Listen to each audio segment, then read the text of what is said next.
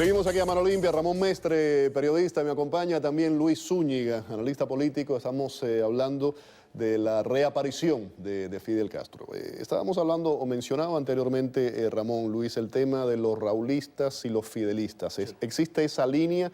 ¿Cómo es esa diferenciación? Sí, eso es muy claro. Fidel, como todos sabemos, usaba y tenía dos polos, y esto es historia del proceso de todo este. Habían dos polos de oposición, unos a otros, no contra Fidel, que les entienda bien, sino dos polos que pugnaban por una posición de poder detrás de Fidel, que eran... ¿Cómo definiríamos la línea de cada uno de ellos? Sí, Raúl Castro y Ramiro Valdés. Yeah. Raúl por las Fuerzas Armadas y el rol que jugaban las Fuerzas Armadas, lo vimos en África y en América Latina, etcétera, y por otra parte el Ministerio del Interior, que era el control interno y la subversión en América Latina. Acuérdate que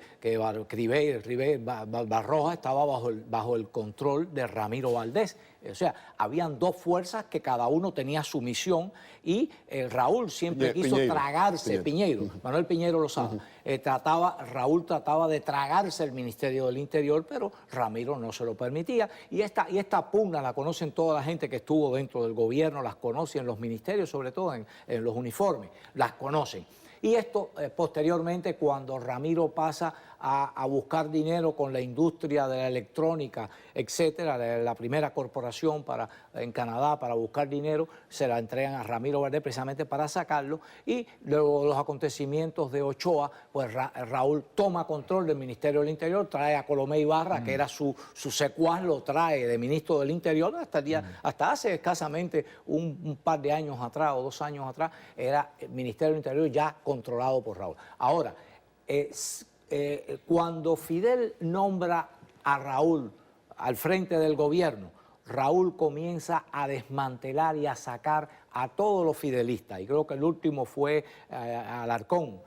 Fue el último que sacó, pero fue sacando a todos los empresarios que tenía Fidel en las distintas instituciones, y Raúl se fue tragando todo esto para Gaesa. Se tragó todas las corporaciones estas que tenía Fidel bajo control de él a través del Banco Financiero Internacional. Esto es un entarimado bien complejo de explicar en un momento que tendría que necesitar gráficas y todo esto, pero esencialmente todas esas corporaciones que antes era Fidel quien las manejaba y recibía para su cuenta de del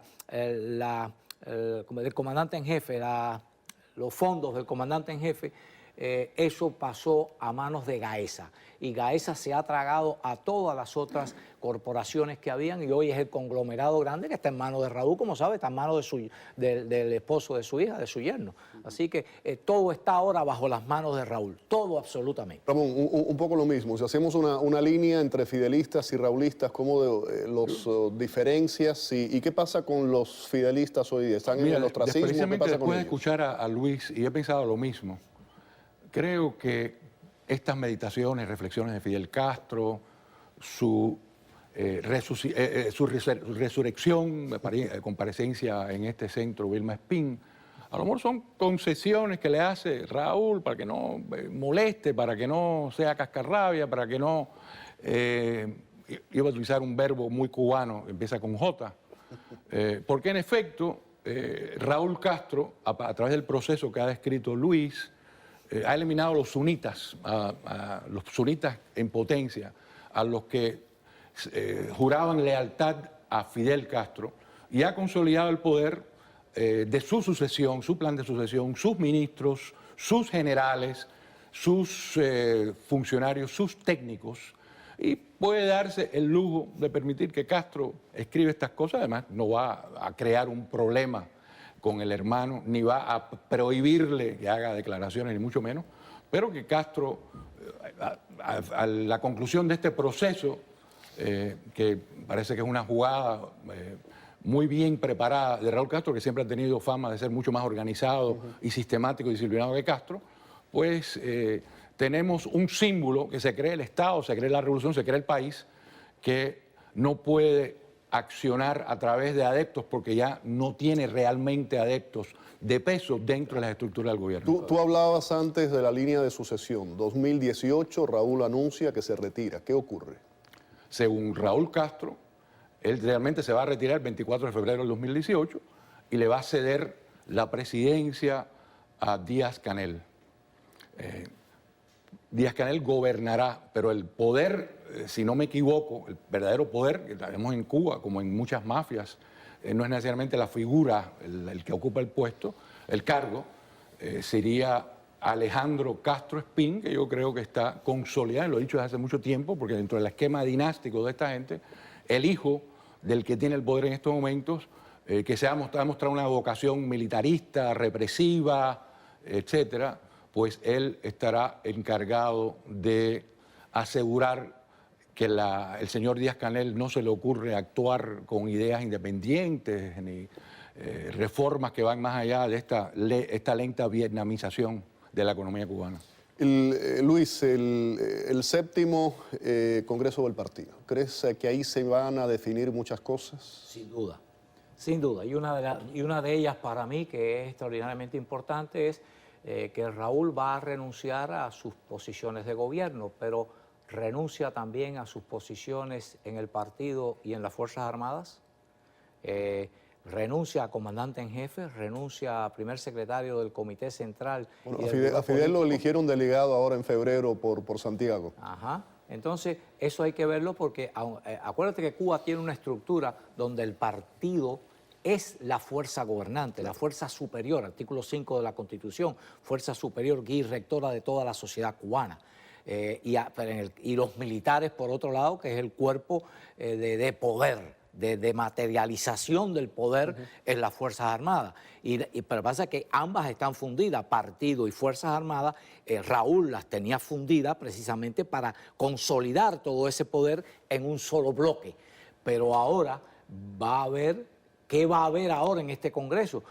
¿Se queda Raúl en Fuerzas Armadas y partido y pone a Díaz-Canel o, como parece que va a haber, una separación en dos individuos para presidente del Consejo de Estado y presidente del Consejo de Ministros, no actualmente como están las dos juntas, y queda una duda más todavía? ¿Qué van a decidir con respecto a las nuevas figuras? ¿Va a ser una sola? ¿Van a ser varias? Hay un precedente muy negativo. Acuérdate de Roberto Robaina, todos los acuérdate desaparecieron. de Pérez Roque, acuérdate de Carlos Laje, que decían que eran interpretadores fieles del pensamiento de Fidel. Y ninguno de ellos militar, por cierto. Exactamente. Y todos desaparecieron, todos tuvieron que ser depurados o sacados porque sencillamente los descubrieron que se burlaban de los Castro. Ya. Ramón. Bueno, o en el caso de algunos de estos personajes, Robaina, el Roque, se dieron aires, se les llevó, el poder a la cabeza, o la autoridad, o el puesto, y olvidaron quién mandaba realmente Cuba. Veo que el canciller actual es mucho más modesto y discreto, y ha aprendido de los errores. Y me parece que mucho más inteligente también. De los errores de estos individuos, aunque él también viene de la Juventud Comunista, no es militar. Luis plantea preguntas excelentes. Yo sigo pensando que el movimiento, que la dinámica, que el conflicto ya desatado en nuestro país se va a ver cuando mueran estos Castros. Ahí quería ir. Siempre se habla de eso, la desaparición física de los hermanos Castro. ¿Puede, en esta coyuntura actual, acelerar cambios políticos de fondo en Cuba? No hablabas de Vietnam, o esto es economía. No sé, pero será menos imprevisible que el esquema que ha trazado Raúl Castro, me imagino que con la asesoría de otros personajes, que realmente es un esquema chiita en el sentido que es su rama. Me imagino que Fernández Godín, el ministro del Interior, Leopoldo Sintra Frías, por supuesto su ex yerno, que sigue siendo el que maneja Gaesa, importantísimo dentro de la economía cubana.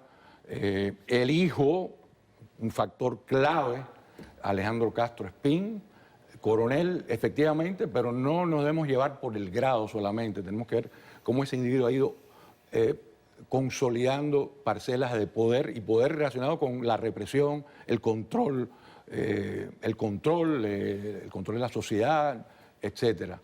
Pero ese esquema chiita, al igual que en el caso del Islam, puede irse abajo todo con la muerte de las dos figuras que todavía desgraciadamente... ¿Crees que ese momento puede ser detonante? Y fíjate que te dije de cambios de fondo político. Creo que cambios en general imprevisibles, pero cambios que no son los que estamos viendo, esa vietnamización que después de todo deja el poder en manos de la dinastía Castro, el poder formal por lo menos.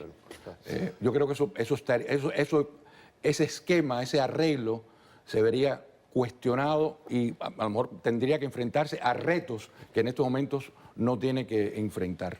Luis, termino contigo y vuelvo con el tema de la desaparición física de los hermanos Castro y además la posibilidad, porque siempre se dice Fidel por un problema de que tiene más edad, puede ser Raúl primero, eso nunca se sabe. Sí. Si alguien le pregunta a cualquiera de los líderes, y estoy hablando incluso de Raúl Castro, ¿qué cosa es la revolución? ¿Cuáles son los fundamentos de la revolución? ¿Cuál es la estrategia de la revolución? Estoy seguro que se queda mudo. Ninguno es capaz de poderla definir como podría hacerlo Fidel Castro. Y no estoy poniéndolo como un erudito, sino conceptualmente. Fidel Castro estaba preparado y sabía los pasos que él iba a tener que dar a lo largo del proceso de la revolución. No fue una cosa accidental ni inventada. Él fue siguiendo procesos de historia de la Unión Soviética, de China, de los otros países comunistas, de cómo ir elaborando, desmantelando las estructuras anteriores e imponiendo nuevas estructuras de control, de poder, de terror, de represión y de control económico del país.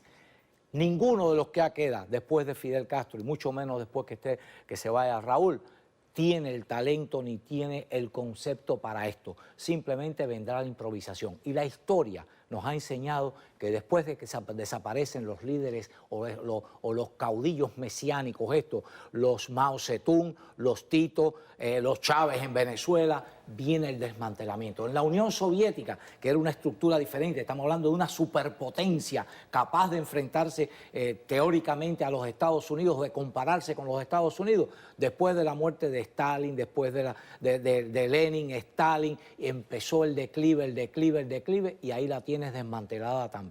Eso es inevitable, porque vienen otras ideas, vienen otras realidades, y sobre todo en los mundos de países comunistas, donde la vida es un desastre para la gente. Luis, un placer tenerte aquí. Ramón, igualmente. Muchas gracias. Muchísimas gracias. Vamos a la pausa. Al regreso, el gobierno...